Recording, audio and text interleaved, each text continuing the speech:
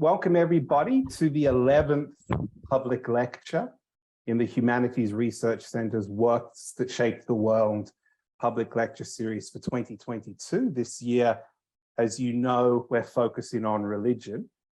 Let me begin by acknowledging the elders of the Ngunnawal and the Ngambri people, the traditional elders of the land that the ANU is built upon here in Canberra. And let me welcome our presenter today, Professor Paul Oslington of Alpha Crucis University College, and also a visiting fellow at the Humanities Research Centre here at the ANU. Each year we host in the HRC around 20 distinguished visiting fellows from universities all around the world. And we're very happy that Paul has joined us from Alpha Crucis for a couple of months here at the ANU. Now, Paul was previously a professor of economics at the Australian Catholic University and the University of New South Wales before he joined Alpha Crucis. His books as author and editor include the Oxford Handbook of Economics and Christianity, Political Economy as Natural Theology, and Adam Smith as Theologian. And Paul will be talking about that very topic today. Adam Smith, specifically two of Smith's works that have definitely shaped the world.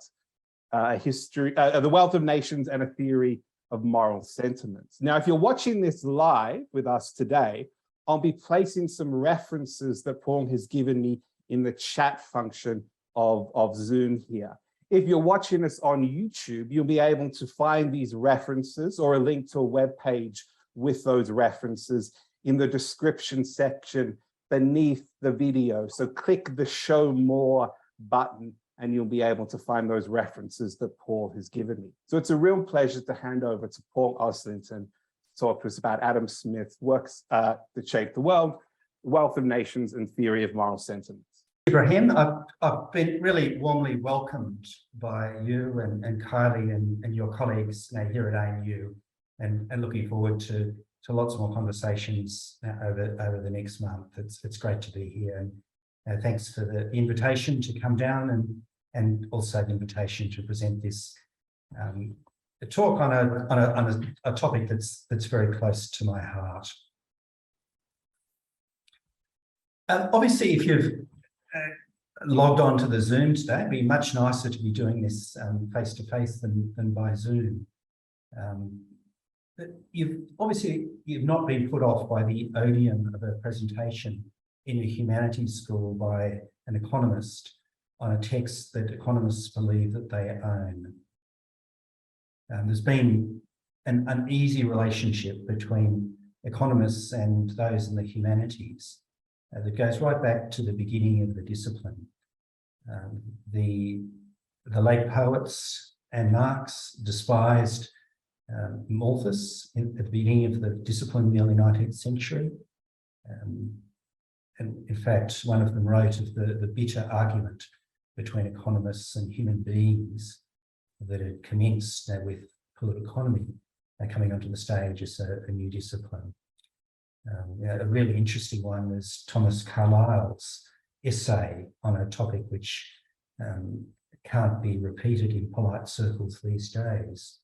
But Thomas Carlyle was aggressively against political economy, and his reasoning for opposition to political economy was that it abolished, political economists to him were abolishing all the hierarchies and social distinctions, the sorts of things that he loved about England and the empire, and was particularly incensed about economists' suggestion in this essay, called it a dismal science. And it was dismal because it was saying that the African slaves in the West Indies had equal worth and opportunities to other people.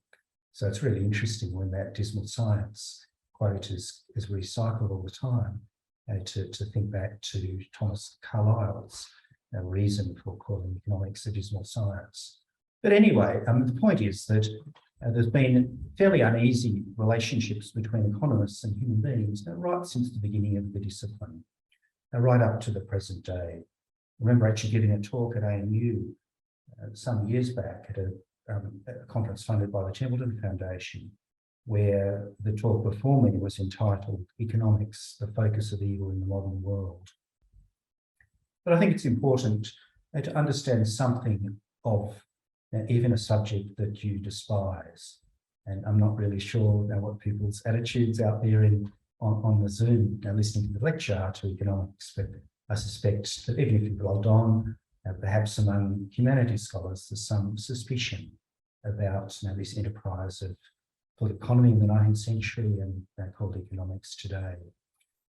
And I've chosen to talk about Smith because Smith remains important to economists, and Smith has been increasingly taken up by humanities scholars in recent years. So Smith is a connection point between the two. The history of Smith scholarship's interesting. Smith shot to fame in the early years after publication of The Wealth of Nations. It was quoted in Parliament constantly in the early 19th century. Was the reference point for the emerging discipline of political economy. Ricardo's work was a correction of Smith. Marx was greatly influenced by Smith, and in some ways his system is very close to Smith's. Smith went through a period of neglect in the late 19th century and early 20th century before there was a huge revival of interest in Adam Smith in the 1970s. And that was driven by a couple of things. Firstly, the publication of the standard and truly excellent Glasgow edition of Smith's works. So called because a lot of the editors were associated with the University of Glasgow, where Smith himself lectured. But the other thing that drove the revival interest in Smith was Smith being picked up by the Thatcher administration in Britain and the Reagan administration in the US as being justification for the policies that they were introducing. This was the era of Adam Smith ties, where you could watch a film of video of American government advisors, now half of whom were wearing Adam Smith ties. Most of whom, of course, had never actually read a word of Smith. I actually have I should have worn it up to ANU, Ibrahim. I'm sorry I didn't, but I actually do possess an Adam Smith tie, which I bought as conference merchandise at a thing I went to some years back. I so much wish I'd been wearing it for this presentation. Anyway, after this explosion of interest in Smith, partly scholarly and partly Smith as a kind of a symbol of a certain public policy position, after this initial explosion of interest, which was mostly in the scholarly and among economists, a whole lot of humanities scholars started taking more interest in Smith, and particularly in works other than The Wealth of Nations, in Smith's Theory of Moral Sentiments, and in a few of his other works. In my Political Economy's Natural Theology book, I had to play around with a thing called Google Ngrams, which are a way of assessing through citations of books, both the number of citations and where trends in the popularity of different authors. And it's a really interesting thing to do. But the graph just goes like that since the 1970s. Now, Smith is a huge topic of interest, and there's been an explosion of scholarly work and other discussion of Smith's works since the 1970s. At the scholarly end of it, a lot of that interest has been in contextualising Smith's works. So Smith was an 18th century Anglo-Scottish writer. The Scots are very keen to claim him and minimise the English connections, but he did actually write most of The Wealth of Nations in London, and was certainly at the a supporter of the alliance between England and Scotland. So there's been a lot of interest in contextualising Smith's work. My own work on Smith has been been involved in a thing called the New View of Adam Smith, which emphasises a particular aspect of the context, and that's the religious context of Smith's work. The 18th century Scotland was a very different place to a contemporary university, and religious framing of ideas and religious influences were pervasive. And I and many others have argued important, in fact indispensable for understanding Adam Smith and his system. And that's been my own stake in scholarship in recent years. So let's spend a few minutes thinking about Adam Smith, the man, and his context before we dive into the two major works, The Theory of Moral Sentiments and The Wealth of Nations.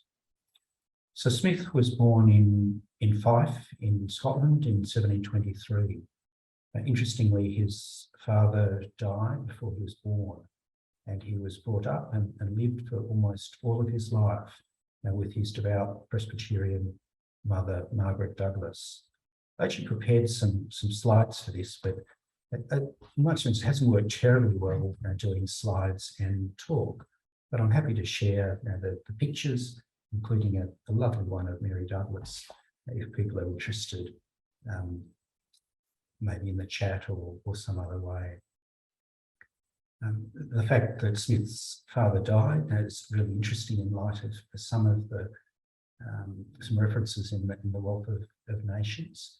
And of course, the fact that he was single and lived with his mother, Margaret, for his entire life, except when he was travelling, this leads to some rather bizarre Freudian influenced interpretations of Smith. But anyway, the young Adam Smith studied at the University of Glasgow. The Scottish education system at that time was far superior to the English system. It was still essentially Aristotelian, with some influence from their Protestant natural law thinking. So that was the Smith's formation. And also, it's impossible to overlook the huge influence of the Presbyterian Kirk on everything in Scotland at this time. As someone, I think, not entirely without foundation, compared Scotland in this time under the Presbyterian Kirk to Afghanistan under the Taliban.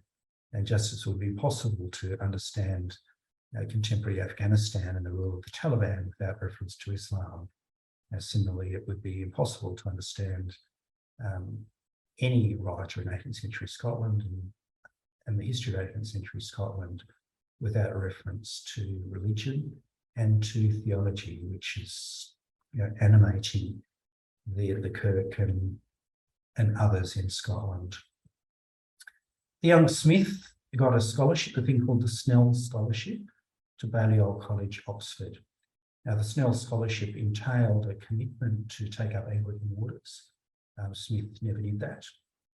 Many of the Snell scholars, in fact, never took up Anglican orders.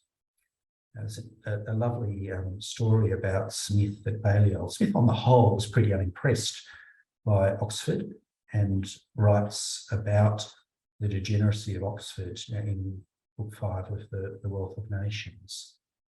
It says some rather rude things, in fact, about the Oxford education that he received. But he was at that stage beginning to read David Hume, and was in fact busted in his rooms in Balliol College, Oxford, with a copy of Hume's recently published treatise. He was disciplined for that. Smith recounts the story with some glee later on.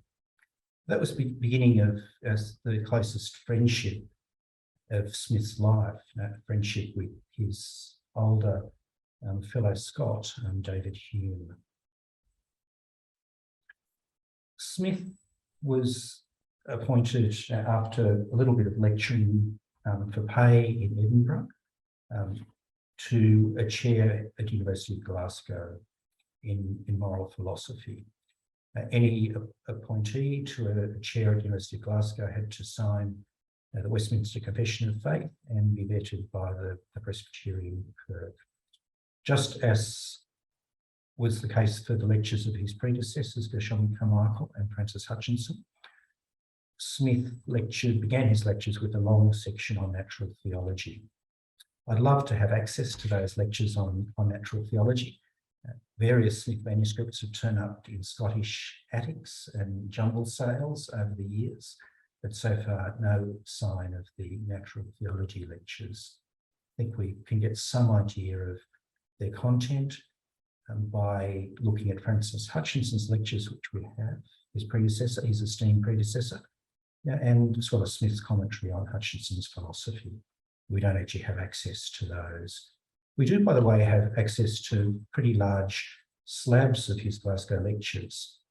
2 sets of them were discovered and published in the Glasgow edition as lectures in jurisprudence. Anyway, Smith was a popular lecturer. During this time, he published The Theory of Moral Sentiments. The Theory of Moral Sentiments came out in 1759. It was well received in philosophical circles.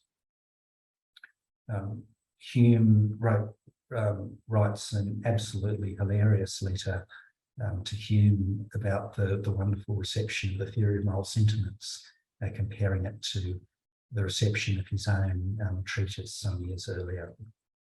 Anyway, Smith by this time was a growing figure in moral philosophy and in Scottish Enlightenment society. But Smith's budding academic career was interrupted in 1763 when he was recruited to be the tutor for a European tour for a young Scottish duke. I have a lovely picture of the duke, holding a poodle, which I could show you. But why would the young Smith take this gig, resign his Glasgow chair and take this gig, tutoring the young duke and accompanying him around Europe? Well, the answer is that they paid £300 per year plus a lifetime pension, which is many times his earnings at the University of Glasgow. Lecturers in the Scottish system at this time received most of their income from student fees. So interesting for those of us who are involved in universities today. Your income depended largely on the number of students you attracted and their wealth. Smith did pretty well out of that, but it was still nothing like what he was being offered to be a travelling tutor to the young duke. So he travelled around Europe. David Hume was in Europe at the time and tried to team up with various French ladies, again with completely hilarious results that Hume recounts. Smith remained single till the end of his life. But he learned a lot travelling Europe. He met some of the French philosophers and economists who were later very important in the writing of The Wealth of Nations. Smith had lectured on economic matters at Glasgow, and so there's a very strong sense in which both Theory of Moral Sentiments and The Wealth of Nations arose from those Glasgow lectures. The Wealth of Nations itself didn't appear until 1776, now after Smith had returned from his European travels and a period of writing in London, and it was extremely well received. Curiously, and economists find it very hard to get their heads around this, but Smith then retired, more or less, as commissioner, retired from academic or writing, anyway, to be Commissioner of Customs, living in Edinburgh.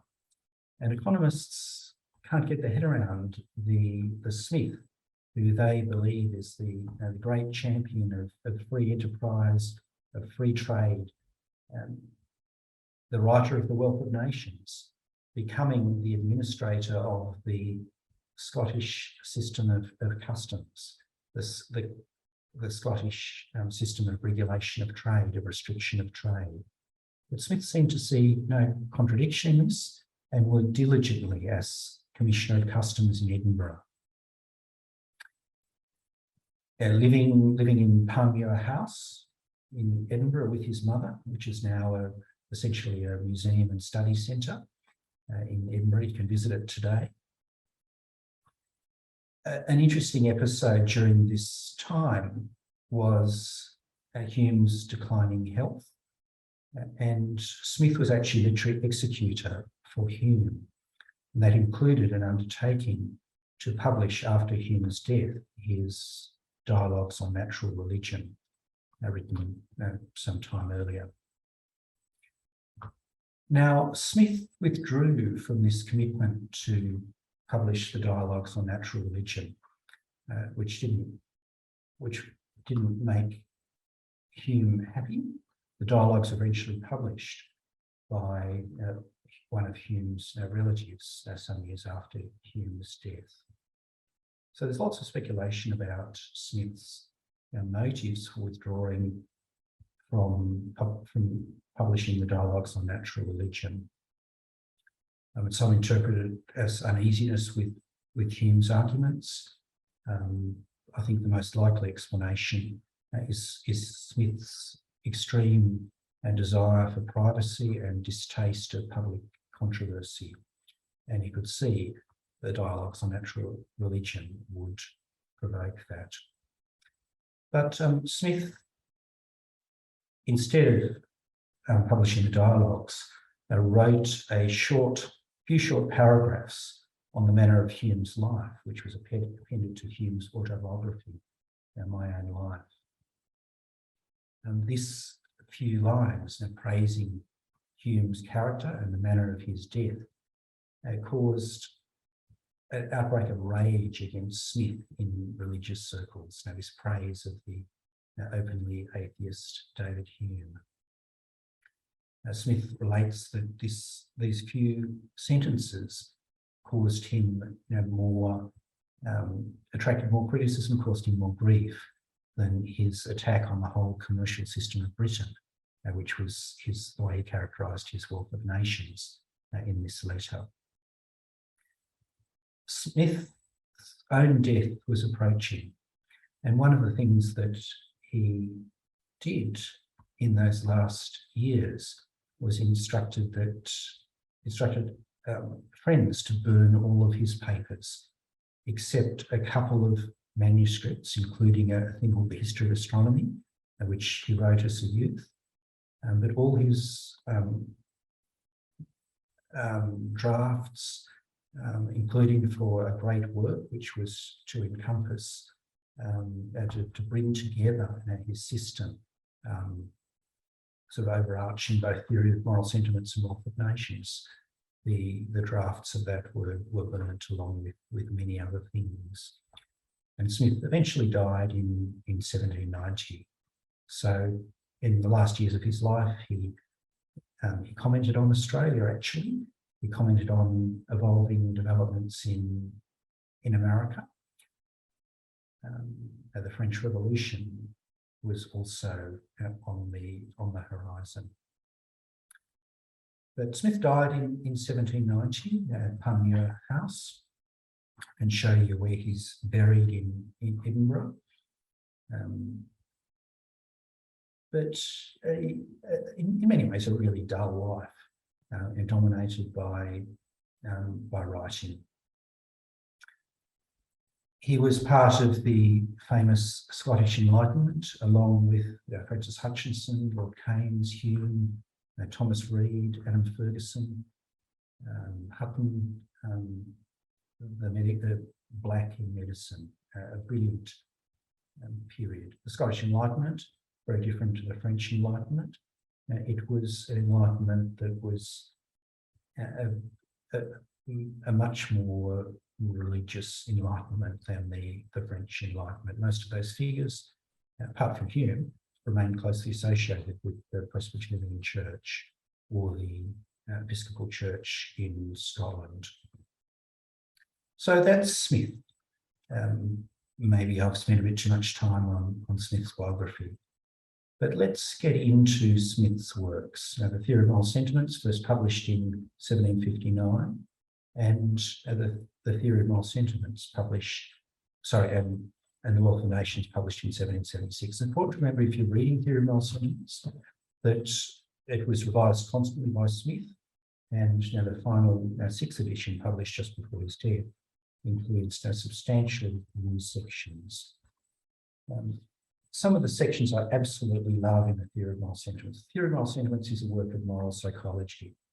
It's often called a work of moral philosophy, and that's a reasonable description, but it's much more a work about moral psychology, about how we actually make moral judgments. And one of the frustrating misunderstandings of the Theory of Moral Sentiments is that Smith's famous discussion of sympathy and of the impartial spectator mechanism. It's not about standards for moral judgment, it's about how human beings actually make moral judgments. The Theory of Moral Sentiments is a really readable work. If you want to read some Smith, I'd encourage you actually to read the Theory of Moral Sentiments rather than the Wealth of Nations. And maybe the Theory of Moral Sentiments, which is quite short, combined with dipping into parts of the Wealth of Nations. The Wealth of Nations is, of course, the book which Smith is best known for. For economists, the Wealth of Nations is all of Adam Smith. Few economists read the Theory of Moral Sentiments. Now, it's kind of sad, though, too, that with the interest these days of psychologists and moral philosophers in the Theory of Moral Sentiments, and many of them treat Smith almost as the author of the Theory of Moral Sentiments, and it's hard to find any recognition, really, that he wrote something else. Now, the Wealth of Nations, kind of a mirror image of the way economists treat Smith. The Wealth of Nations is one of those truly great books. It opens with a famous description of the division of labour as being the source of wealth, and exaltation of commercial society, which is made possible by the division of labour, and the transformative effects it was having on Scottish society. It's very easy as a comfortable 21st century tenured academic to poo-poo Smith's interest in material welfare. But if you're living in 18th century Scotland, there would be a degree of poverty and even hunger in large parts of the country. It's Smith's emphasis on material welfare makes a lot of sense. It makes a lot of moral sense too. The Wealth of Nations is a huge book, 700 odd pages. It's not a book to read from page 1 to page 700 and whatever. It's got long, dull sections. The digression on the price of silver has caused many readers to come to grief in the past. I've never actually managed to successfully plough through that very, very long excursion on the history of the price of silver myself. But as you go through the Wealth of Nations, you move through books 1 to 3, which are the kind of economic theory parts of the book, to book 4, which is Smith's discussion of systems of political economy and his advocacy of the obvious and simple system of natural liberty. That book 4 includes his critique of the mercantile system, the system of protection of trade that Smith felt was a big break on wealth generation, and a system of privilege too, because the special and the various licenses and other things which were granted to trade tended to be given to the politically well-connected. So Smith's critique of that system was a critique that was really, in my view, for the common people and about liberating common people from this oppressive system of trade privileges.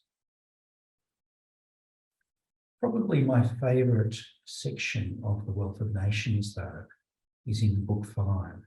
So Book 5 is talking about various institutions. He spends a lot of time talking about education. And so if you're after his spicy comments on the University of Oxford and the degeneracy of the higher education system of the time, that's in Book 5. But following his discussion of the education system, there's a wonderful discussion of the economics of preaching and of religious establishment. That he makes reference, he begins that discussion with a reference to David Hume's defence of this of church establishment in Britain. Hume's argument for church establishment in the history of England is essentially, if you have an established church, the clergy are going to be idle, and that leads to a very low influence of religious zealotry in the society. So it's a typically ironic, David Hume argument. Hume talks about establishment being a way of buying the indolence of the clergy. Smith rejects that and draws on some of the economics in the early parts of the Wealth of Nations. And he argues that instead of church establishment generating indolence and moderation, in fact, church establishment leads to violence and zealotry. And the reason for that is that an established church will always, in the face of threats, seek to defend its privileges by means fair and foul. And Smith, against Hume, believes that the best way of encouraging religious moderation, or in his words, of true religion, is to have a variety of religious sects competing with each other, and that will exert a moderating influence on the zealotry. And he's got in mind here particularly of the Presbyterian Kirk in Scotland. Smith's twin opponents in that section of the Wealth of Nations are firstly the zealotry of the conservative end of the Presbyterian Kirk, but also of Roman Catholicism as a monopoly religion in many other parts of the world. So, if you want, I'd suggest if you want to read any of the Wealth of Nations and dip into, and maybe start with the passages on the division of labour in Book 1, maybe a few bits of Book 5, where Smith is arguing for the obvious and simple system of natural liberty. And then I'd read the maybe 20, 25 pages of Smith's discussion of religion. And it's interesting because it's not just a discussion of religion, but Smith thinking through how markets interact with an institution like religion in Scotland. It's a really, really nice way of getting a sense of the way Smith approaches things. So we can trying to leave plenty of time for discussion, because I think this is why we come along to talks and workshops. It's to have a chance to ask questions and to discuss some of these issues. So I can't possibly give you a full reader's guide to theory of moral sentiments and Wealth of Nations, but hopefully that's whetted your appetite a little bit and given some pointers for those of you who would like to dip into Smith's two great works, or read the history of astronomy composed by Smith in the 1740s. Or perhaps if you're looking for something else, some of his Edinburgh lectures are published in the Glasgow edition. And there's a wonderful one about the first formation of languages, where Smith is analysing and why we end up with multiple languages and how languages form. And he compares languages, interacting with each other linguistically to interacting with each other in markets. So there's kind of this parallel evolution of markets and languages. A really fascinating discussion, his essay on the first formation of languages, which you find in his lectures on rhetoric and letters. Now, I love Smith. I'm not necessarily, Smith's view of everything is not necessarily my view, but he's a wonderfully stimulating and readable author. In the end, though, why should humanities scholars care about Smith? Firstly, Smith is just such an interesting figure. He may have led a boring life, but his works are just so stimulating in so many dimensions. Interesting, not just for those who care about markets and economic theory and that sort of thing. He's an interesting figure. He offers a system, even though we don't have his great work, which he writes about and which was almost certainly among the papers that were burnt at the end of his life. We've got enough of a sense of his system from Theory of Moral Sentiments and The Wealth of Nations, and to see that something which is large and I think pretty convincing in a lot of respects, although not all respects. So first reason why humanities scholars should care about Smith is his works are so interesting, so stimulating in themselves. My second reason for caring about Smith, if you're a humanities scholar, is that he's a really interesting hinge point between the previous period and the rise of political economy and the other social sciences in the 19th century. Smith wrote at the end of the 18th. Political economy was the first of these new sciences to come onto the scene. Later on, we had sociology, we had anthropology, other social sciences differentiate off from moral philosophy and the sort of larger academic sessions that were going on. So political economy was the first of these to hive off. And we see with Smith, he wasn't the first political economist to write. There was a healthy international discussion of the sorts of issues that are in the Wealth of Nations among French, Italian, and German, as well as British economists in the 50 years leading up to the Wealth of Nations. But Smith really is a collection together of existing knowledge, a systematisation of it, and a hinge point into modern political economy and other social science. So Smith is really interesting historically, a real turning point.